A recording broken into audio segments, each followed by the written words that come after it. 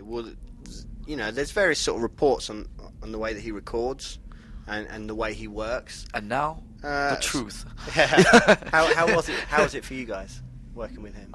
It's pretty stress-free. I mean, what he does, he creates a pretty stress-free environment, which is good for us because we can wind ourselves up pretty much over anything. The weather, that can throw the whole day for a loop. So he's very chill. He's got a very kind of zen-like kind of vibe. He's really you're familiar with the phrase A&R guy. He's more like an old school A&R guy. He's a set of ears. He's not a musician, or he's not like a techie. He doesn't sit and like turn knobs or anything like that. He lays on the couch and says, "That's great and that sucks." That's pretty much how you make a record with Rick Rubin, and I mean that in every positive way I can. He's a set of ears. He tells you exactly what he's thinking, and he has a particular way of doing it, but it's very difficult with Rick to figure the method out.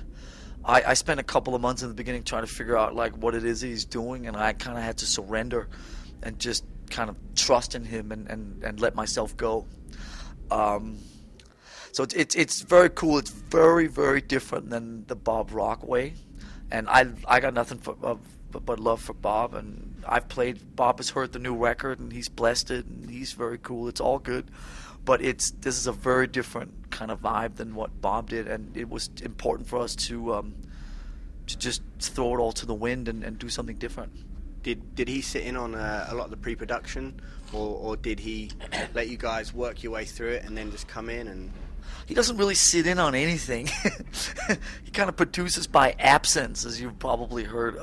He shows up every couple of weeks and listens, and then he says, "That's great, that needs work, that sucks."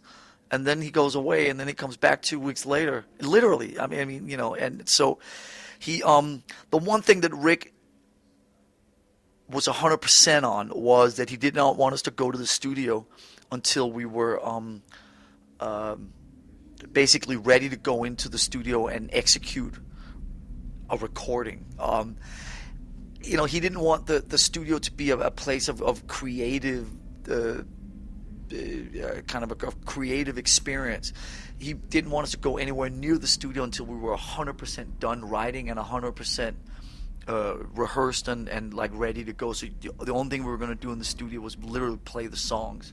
So you just go in and basically execute playing the songs live in the studio.